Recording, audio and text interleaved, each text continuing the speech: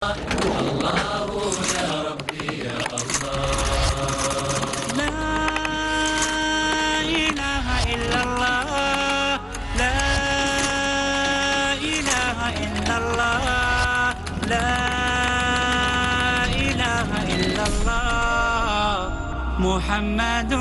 رسول الله محمد رسول الله أرجو رضاك يا الله أنت الرحيم يا الله هبني عطاك يا الله أنت الكريم. بسم الله الرحمن الرحيم. الحمد لله نحمده ونستعينه ونستغفره ونعوذ بالله من شرور أنفسنا ومن سيئات أعمالنا من يهده الله فلا مضل له ومن يضلل فلا هادي له ونشهد أن لا إله إلا الله وحده لا شريك له ونشهد أن محمدا عبده ورسوله. أما بعد، قال رسول الله صلى الله عليه وسلم الاسلام يهدم ما كان قبله. حاضرین کرام، سامعین اعظام، پیس ٹی وی کی طرف سے ہم آپ کا استقبال کرتے ہیں اور آپ کو خوش آمدید کہتے ہیں۔ اس نشست کا موضوع ہے اسلام کیا ہے؟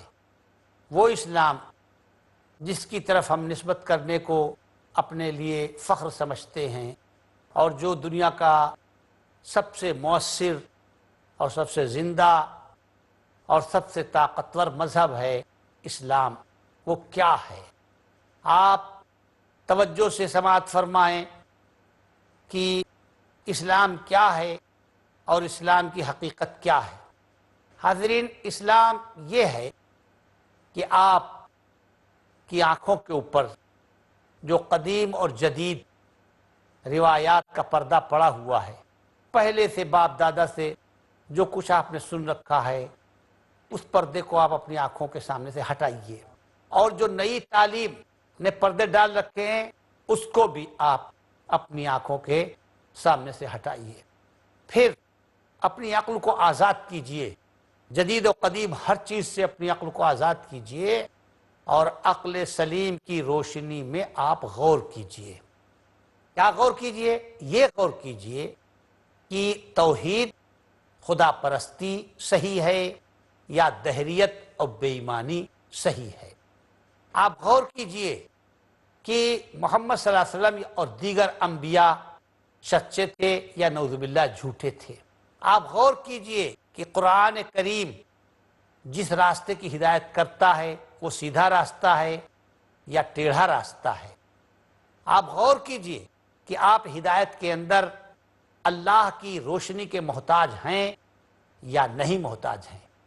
آپ غور کیجئے کہ محمد صلی اللہ علیہ وسلم جیسا پاکیزہ انسان، عظیم الشان انسان کیا دنیا کو دھوکہ دے سکتا ہے؟ کیا جھوٹا نبوت کا دعویٰ کر سکتا ہے حالانکہ وہ حقیقت میں نبی نہ ہو؟ اگر آپ کی عقل سلیم یہ کہہ دے کہ خدا پرستی ہی صحیح ہے اور دہریت اور بے ایمانی اور خدا ناشناسی غلط ہے، اگر آپ کی عقل یہ کہہ دے کہ انسان ہدایت میں اللہ کی روشنی کا محتاج ہے، اگر آپ کی عقل سلیم یہ کہہ دے کہ انبیاء کا گروہ مقدس ہے، وہ جھوٹ نہیں بول سکتا اور انسانوں کو دھوکہ نہیں دے سکتا، تو پھر آپ آنکھ بند کر کے اس کے اوپر جان و مال نچھاور کرنے کے لیے تیار ہو جائیے۔ یہ ہے اسلام، یہ ہے اسلام کی حقیقت کہ آدمی اپنی عقل سے سچائی کو تلاش کرے، آدمی اپنی عقل سے سچائی کے بارے میں غور کرے۔ جب انسان اپنی عقل سے سچائی کے بارے میں غور کرے گا تو والذین جاہدوا فینا لنہدینہم سبلنا، جو لوگ ہمارے راستے میں کوشش کرتے ہیں ہم ان کو ہدایت دیتے ہیں۔ آپ یاد رکھیے کہ سب سے بڑی طاقت اخلاقی اور ایمانی طاقت ہے۔ اگر ایمان صحیح نہیں ہے، اگر اخلاق صحیح نہیں ہے، تو دنیاوی ساز و سامان اور دنیا بھر کی چیزیں یہ ہم کو مضبوط نہیں کر سکتی۔ ہم کو اسلام اور ایمان ہی مضبوط کرے گا۔ ایمان اور اسلام اور دنیاوی ساز و سامان کی مثال ایسی ہے جیسے کسی عمارت کے اندر رنگ و روغن لگا ہوا ہے، عمارت کے اندر قیمتی فرنیچر ہے، عمارت کے اندر ستونوں پہ پالش ہے، ستونوں کو چمکا دیا گیا ہے، یہاں تک کہ سونے اور چاندی کے پترے لگا دیے گئے ہیں۔ تو دوستو، یہ فرنیچر اور یہ زیب و زینت اور یہ آرائش اور یہ جھاڑ فانوس اور یہ رنگ و روغن، اس سے عمارت مضبوط نہیں ہوتی۔ اگر ستون کھوکھلے ہیں، اگر دیواریں کمزور ہیں، تو پھر یہ رنگ و روغن اس عمارت کو مضبوط نہیں کر سکتا۔ ہاں، اگر یہ رنگ و روغن کچھ بھی نہ ہو اور زیب و زینت نہ ہو اور دیواریں مضبوط ہوں اور ستون مضبوط ہوں اور اس کی کڑیاں مضبوط ہوں، ان کے کڑیوں کو گھن نہ لگا ہو، تو پھر چاہے زیب و زینت نہ ہو تو بھی وہ عمارت مضبوط ہوگی۔ یہی حال ہے ہمارے مذہب کا اور ہمارے دین کا، کہ ہم اگر اپنے یقین میں کامل ہیں، ہم اپنے ایمان میں اگر مکمل ہیں، تو چاہے ہم ترقی میں پیچھے ہوں، چاہے ہمارے پاس کالج نہ ہوں، چاہے ہمارے پاس ہتھیار بنانے کے کارخانے نہ ہوں، تب بھی ہماری عمارت مضبوط رہے گی۔ قومیں اپنے کالجوں سے نہیں مضبوط ہوتی، قومیں اپنے کارخانوں سے مضبوط نہیں ہوتی، قومیں اپنے اصول کی وجہ سے مضبوط ہوتی ہیں، اپنے عقائد کی وجہ سے مضبوط ہوتی ہیں۔ ان کے بہترین اصولوں پر ان کی تہذیب کی بنیاد ہو اور ان اصولوں کے اوپر ان کا پختہ یقین ہو اور وہ اصول ان کی زندگی پر حکمراں ہوں۔ جب اچھے اصولوں پر ہماری تہذیب ہوگی، جب وہ اصول ہماری زندگی پر حکمراں ہوں گے، تو پھر ہم مضبوطی کی طرف ہوں گے۔ اور اگر ہماری تہذیب کے اصول کمزور ہیں اور ان اصولوں پر ہم عمل نہیں کرتے، تو پھر چاہے جتنے ہم کارخانے بنا لیں اور قائم کر لیں، چاہے جتنے کالج کھول لیں، ہم مضبوط نہیں ہو سکتے، کامیاب نہیں ہو سکتے۔ آپ دیکھیے، عراق کی مثال لیجئے اور دوسرے ممالک کی مثال لیجئے، کتنا مالدار ملک تھا، کتنی دولت تھی اس کے پاس، لیکن کمی جو تھی وہ دین و مذہب کی کمی تھی۔ یعنی تعلیم یافتہ لوگ تھے، دولت مند تھے، پوری دنیا میں سب سے اچھا پیٹرول عراق کا مانا جاتا ہے، یہ سب چیزیں تھیں، لیکن دین کمزور تھا، کمیونسٹ تھے، کمیونزم کے عقیدے پر عمل کرتے تھے، فخر کرتے تھے، جگہ جگہ پر بینر اور بورڈ لگے ہوئے تھے، نحن اشتراکیون نار لمن یعتدی و نور لمن یہتدی، ہم کمیونسٹ کے ماننے والے ہیں، کمیونزم کے ماننے والے، جو ہمارے خلاف ہوگا اس کے لیے ہم آگ ہیں اور جو ہمارے موافق ہوگا اس کے لیے ہم نور ہیں۔ تو کہاں گئے وہ بینر، کہاں گئے وہ پوسٹر، کہاں گئے وہ اعلانات؟ تو مقصد یہ کہنے کا کہ دولت تو بہت تھی لیکن مذہب کمزور تھا۔ نتیجہ یہ ہے کہ وہاں ایک ایک محلے میں اور ایک ایک گلی میں نفرت پائی جاتی تھی، مل کر کے انہوں نے اس کا دفاع نہیں کیا اور اس کو تباہ و برباد کر دیا گیا۔ تو تباہی اور بربادی فقر و فاقے کی وجہ سے، کالجوں کے نہ ہونے کی وجہ سے، یونیورسٹیوں کے نہ ہونے سے نہیں آتی، بلکہ تباہی اور بربادی آتی ہے اخلاقی طاقت کے کمزور ہونے کی وجہ سے، تباہی اور بربادی آتی ہے ایمان کے کمزور ہونے کی وجہ سے۔ تو سب سے زیادہ ضرورت ہے اخلاقی اور ایمانی طاقت کی۔ اگر مادی طاقت کم ہے اور اخلاقی طاقت پوری ہے تو اخلاقی طاقت کی وجہ سے مادی کمزوری کو پورا کر لیا جائے گا، لیکن اگر مادی طاقت تو پوری ہے لیکن اخلاقی طاقت نہیں ہے تو مادی طاقت اخلاقی طاقت کا بدل نہیں ہو سکتی۔ قوموں کا مقابلہ کرنے کے لیے اخلاقی طاقت کی ضرورت ہوتی ہے، ایمان کی ضرورت ہوتی ہے، ورنہ نہ خنجر اٹھے گا نہ تلوار ان سے، یہ بازو میرے آزمائے ہوئے ہیں۔ وَإِنَّمَا الْأُمَمُ الْأَخْلَاقُ مَا بَقِيَتْ فَإِنْهُمْ ذَهَبَتْ أَخْلَاقُهُمْ ذَهَبُوا۔ قومیں اخلاق سے بنتی ہیں، اگر اخلاق نہیں ہیں تو قومیں ختم ہو جاتی ہیں۔ اب آپ غور فرمائیے کہ مسلمانوں کے اندر کہاں ہے اخلاق، کہاں ہے ایمان؟ مسلمانوں کا حال تو ایسا ہے منافقین کا جیسا نقشہ کھینچا گیا تھا۔ اللہ تعالیٰ فرماتا ہے کہ اگر وہ بولیں تو ان کی زبان شہد سے زیادہ میٹھی معلوم ہوتی ہے۔ تو آج مسلمانوں میں یہ ہے کہ نہیں ہے کہ زبان تو میٹھی ہے مگر دل ان کے بھیڑیے کی طرح سے پھاڑ کھانے والے اور زہریلے ہیں۔ اسی طرح اللہ تعالیٰ فرماتا ہے تو عجیب کا اجسام ہوں، کہ دیکھنے میں بڑے چکنے چپڑے اور بہت ڈیل ڈول کے اور بہت اسمارٹ معلوم ہوتے ہیں، اور اگر وہ بولتے ہیں تو ان کی بات آپ کان لگا کے سنیں، اتنی میٹھی باتیں ہوتی ہیں، لیکن دل اندر سے کینہ پرور ہوتے ہیں، دل اندر سے زہریلے ہوتے ہیں۔ کانہم خشب مسندہ، اتنے کمزور ہوتے ہیں جیسے لکڑی کے کندے ہوتے ہیں کہ ان میں کوئی جان نہیں ہوتی۔ اللہ نے یہ منافقوں کے بارے میں بتایا تھا کہ وہ انسانوں سے اتنا ڈرتے ہیں جتنا اللہ سے ڈرنا چاہیے، بلکہ اللہ سے بھی زیادہ انسانوں سے ڈرتے ہوئے دکھائی دیتے ہیں۔ تو یہ مومن ہیں، ان کو اہل ایمان کہا جا سکتا ہے۔ بعضهم بینہم شدید تحسبهم جمیعا وقلوبهم شتیٰ، ان کے اختلافات اور ان کی لڑائیاں آپس میں سخت ہیں، آپ ان کو دیکھیں تو سمجھیں گے کہ سب اکٹھا ہیں، حالانکہ ان کے دل پھٹے ہوئے ہیں۔ نمازوں میں دیکھیے تو معلوم ہوتا ہے کتنی متحد ہے یہ قوم کہ ایک ہی آواز کے اوپر رکوع کرتی ہے، ایک ہی آواز پہ سجدہ کرتی ہے۔ لیکن اگر جائزہ لیا جائے اور کوئی موقع آتا ہے تو معلوم ہوتا ہے یہی جو کاندھے سے کاندھا ملا کے کھڑے تھے، یہی جو قدم سے قدم جوڑ کے کھڑے تھے، یہی جو ایک آواز کے اوپر رکوع سجدہ کر رہے تھے، ان کے دلوں میں تو میلوں کا فاصلہ معلوم ہوتا ہے۔ تو اخلاق کی طاقت کا بدل نہیں بن سکتا۔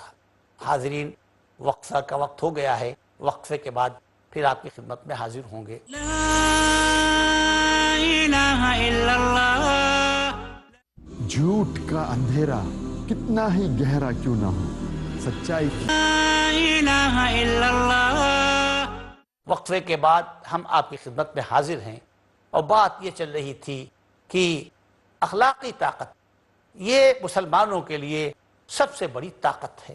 حوادث کا مقابلہ کمزور دیواروں کے ساتھ نہیں کیا جا سکتا، حوادث کا مقابلہ بوسیدہ ستونوں سے نہیں کیا جا سکتا، بلکہ مضبوط ستون ہی حوادث کو دفع کر سکتے ہیں، مضبوط دیواریں ہی سیلاب سے ٹکر لے سکتی ہیں اور سیلاب کے صدمے کو برداشت کر سکتی ہیں۔ اللہ تعالیٰ نے جو شریعت بھیجی ہے یہ جیالوں کے لیے بھیجی ہے، دنیا کے رنگ میں رنگ جانے والے اور گرگٹ کی طرح رنگ بدلنے والے۔ چلو تم ادھر کو ہوا ہو جدھر کی، اگر ہوا کے رخ پر چلنا ہی مقصود ہوتا، اگر دریا کے بہاؤ پر بہنا ہی مقصود ہوتا، اگر گرگٹ کی طرح سے رنگ بدلنا ہی مقصود ہوتا، تو کسی کتاب اور کسی شریعت کے اتارنے کی ضرورت نہیں تھی اور کسی نبی کو بھیجنے کی ضرورت ہی نہیں تھی۔ دریا کا بہاؤ ہماری ہدایت کے لیے کافی تھا، ہوا کا رخ ہماری ہدایت کے لیے کافی تھا، دنیا کی نئی رنگیاں ہم کو صحیح راستہ دکھانے کے لیے کافی تھی۔ یہ اللہ تعالیٰ نے جو 1,24,000 پیغمبر بھیجے اور ان کو طرح طرح سے ستایا گیا، اس کی کیا ضرورت تھی؟ تو اس لیے انبیاء کا راستہ مضبوطی سے پکڑنے کی ضرورت ہے۔ ہوا چاہے جس رخ پہ چل رہی ہو، دریا چاہے جس رخ پہ بہہ رہا ہو، ہمیں تو اللہ تعالیٰ کی اتاری ہوئی شریعت کے رخ پہ چلنا ہے۔ دنیا اگر ہم کو موڑنا چاہتی ہے تو طاقت مڑ جانے کا نام نہیں ہے، طاقت بہہ جانے کا نام نہیں ہے، بلکہ طاقت ہے رخ کو موڑ دینے کا نام۔ آپ موڑیے، آپ لوگوں کے رخ کو بدل دیجئے، بہاؤ کا رخ بدل دیجئے، اس کو طاقت کہتے ہیں۔ وہ طاقت صحابہ کرام میں کتنی تھی کہ جو حضور کے ہاتھ پہ اسلام لاتا اور پھر خلفائے راشدین کے ہاتھ پہ اسلام لاتا، وہ ایک چراغ بن جاتا تھا، لوگ اس سے روشنی حاصل کرتے تھے۔ اگرچہ بوریا نشین ہوتا تھا، اگرچہ سیدھا سادہ لباس پہنتا تھا، لیکن لوگوں کے لیے ہدایت کا مرکز ہوتا تھا۔ جو اس کو دیکھتا تھا تو کہتا تھا کہ یہ پاک دامنی اور نیکی اور شرافت کا مجسمہ ہے۔ اس سے لوگ ڈرتے تھے، اس سے خوف کھاتے تھے۔ بادشاہوں سے اتنا نہیں ڈرتے تھے جتنا اس پکے ایماندار سے لوگ ڈرتے تھے۔ تو یہ حقیقت میں تقوی کی طاقت تھی، یہ اخلاقی طاقت تھی، یہ ایمانی طاقت تھی۔ مشکل یہ ہے کہ ہمارے معاشرے کے اندر منافقت آ گئی۔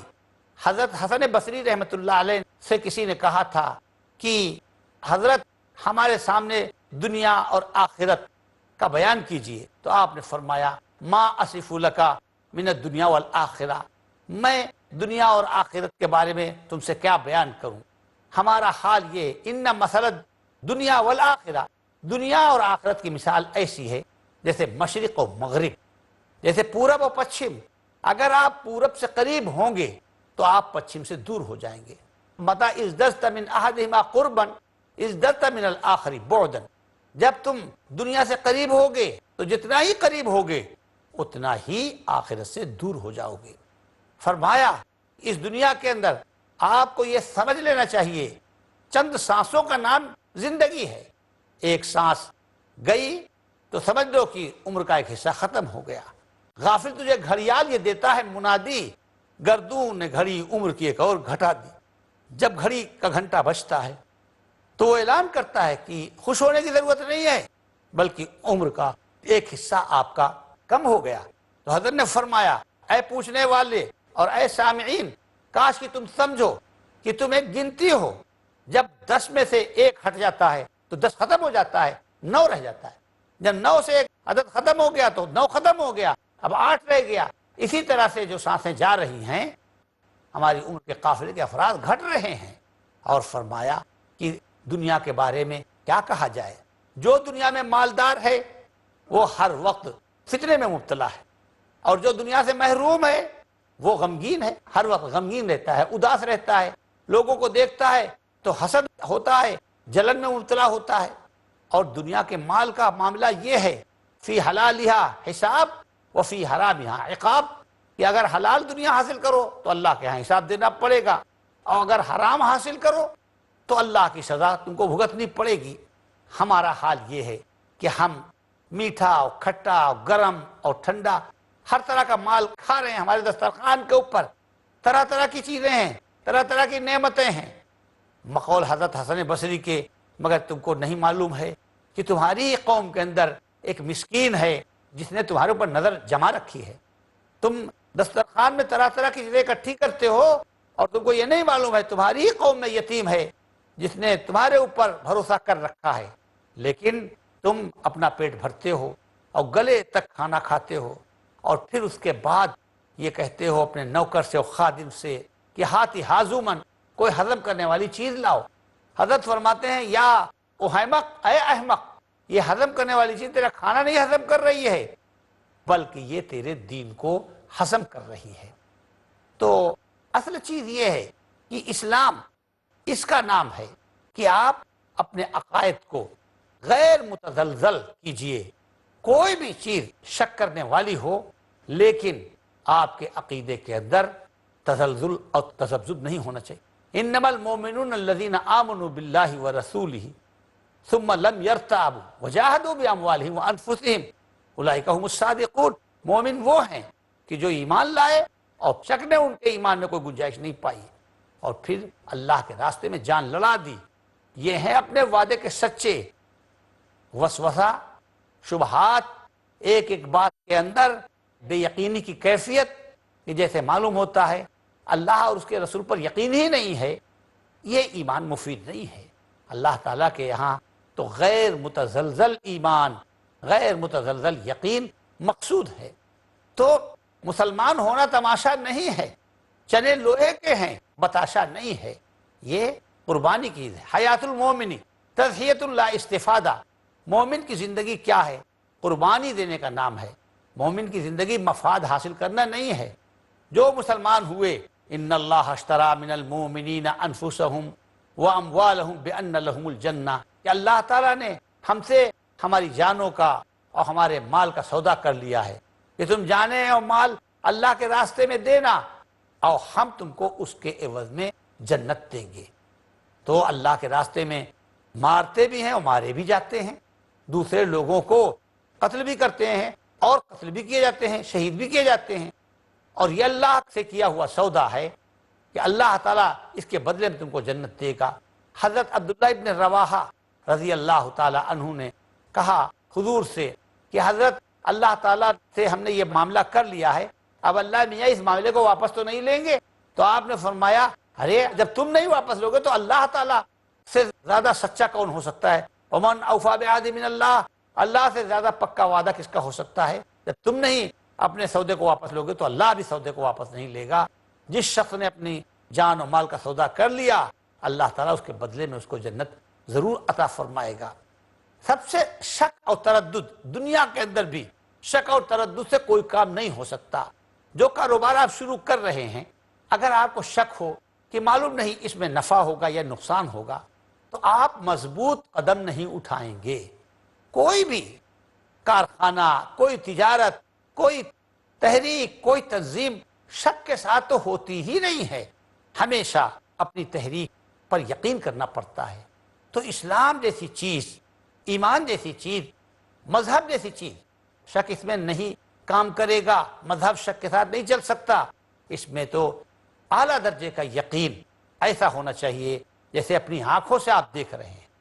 صحابہ فرمایا کرتے تھے کہ جب ہم اپنی آنکھوں سے جنت و دوزخ دیکھیں گے، اگر ہمیں ابھی جنت و دوزخ ہم کو دکھا دی جائے تو ہمارے ایمان میں اضافہ نہیں ہوگا۔ یعنی رسول اللہ صلی اللہ علیہ وسلم نے جو خبر دے دی، قرآن کریم نے جو خبر دے دی، اور قرآن کی بات سن کر اور رسول اللہ صلی اللہ علیہ وسلم کی بات سن کر جو ہم کو یقین حاصل ہوا ہے، اگر اپنی آنکھوں سے ہم دیکھ لیں تو یہ نہیں ہے کہ اس یقین میں فرق آ جائے گا۔ وہ دیکھنے کے بعد جو یقین ہوتا ہے وہ یقین ہم کو رسول اللہ صلی اللہ علیہ وسلم کی خبر سے حاصل ہے۔ یہی وجہ ہے کہ کتنے غزوات تھے جن غزوات کے اندر کبھی کبھی شکست بھی ہوئی، لیکن یہ تو ہوا کمزوری کی وجہ سے، بشری کمزوری کی وجہ سے کہ میدان جنگ سے فرار ہو گئے، میدان جنگ کو چھوڑ دیا، لیکن ایمان میں کوئی نقص اور کوئی عیب اور کوئی کمزوری نہیں پیدا ہوئی۔ عین اس وقت جب کہ کلیجے منہ کو آ رہے تھے، اس وقت بھی بعض صحابہ ایسے تھے جو ایمان پر چٹان کی طرح ڈٹے ہوئے تھے۔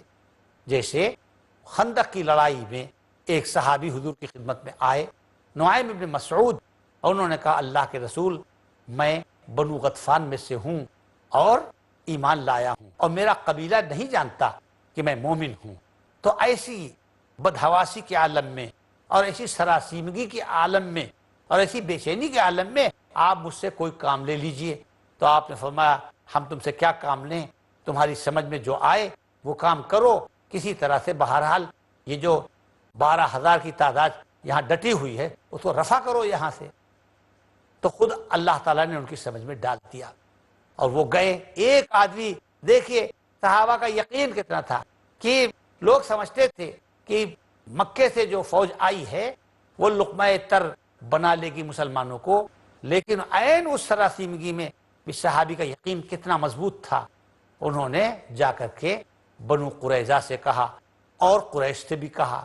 بنو قریظہ سے کہا کہ آپ لوگ جانتے ہیں میں بنو غطفان کا فرد ہوں، اس قبیلے کا ہوں۔ وہ قبیلہ بھی قریش کے ساتھ آیا تھا غزوہ خندق میں لڑائی کرنے کے لیے۔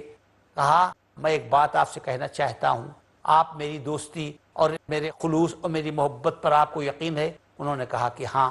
کہا تو اگر آپ کو میری محبت اور میرے خلوص پر یقین ہے تو ایک بات سنیے، وہ یہ ہے کہ جو قریش مکہ ہیں وہ تو مکے کے رہنے والے ہیں، اور جنگ کے بارے میں کوئی نہیں سمجھ سکتا کہ جنگ کا پاسا کس کے حق میں پلٹے گا، اونٹ کس کروٹ بیٹھے گا، کس کو فتح ہوگی کس کو شکست ہوگی، یہ کوئی نہیں جانتا۔ اگر خدا نخواستہ مکے والوں کو شکست ہو گئی تو وہ تو بھاگ جائیں گے، اور آپ نے محمد صلی اللہ علیہ وسلم سے غداری کی ہے تو آپ نے تو اپنے آپ کو شیر کے منہ میں دے دیا، آپ تو موت کے دہانے پہ آ کے کھڑے ہو گئے۔ لہذا ایسی حماقت نہ کرو۔ اگر مکے کے لوگوں سے آپ نے کوئی معاہدہ کر لیا ہے، پوشیدہ طریقے پر عہد توڑا ہے، تو کم سے کم جب وہ تم سے مدد مانگنے آئیں تو ان کے 10-50 آدمی اپنے پاس رکھو تاکہ یہ تم کو چھوڑ کے بھاگ نہ جائیں۔ تو یہ بات بنو قریظہ کی سمجھ میں آ گئی۔ حاضرین، وقت ہو گیا ہے، انشاءاللہ یار زندہ صحبت باقی، کوئی اور موقع ہوگا تو انشاءاللہ اس بات کو مکمل کریں گے۔ وآخر دعوانا ان الحمدللہ رب العالمین۔ اللہ اللہ یا